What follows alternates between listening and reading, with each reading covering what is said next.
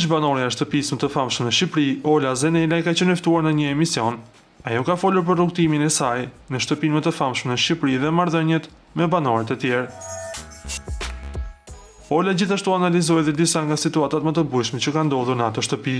Shumë e komentuar ka qenë dhe një video ku Ola e quan gjestin Varfanjak gjatë një debati. Se si është e vërteta e kësaj, Ola kishte këtë fjalë.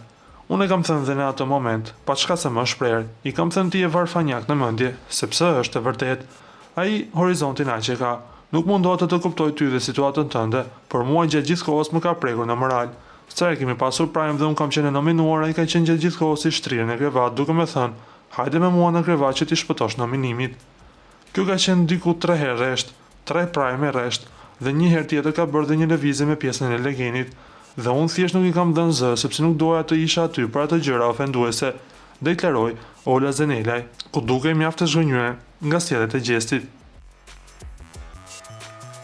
Lutem klikoni tek butoni subscribe për të marrë të rejat më të fundit nga showbizi shqiptar.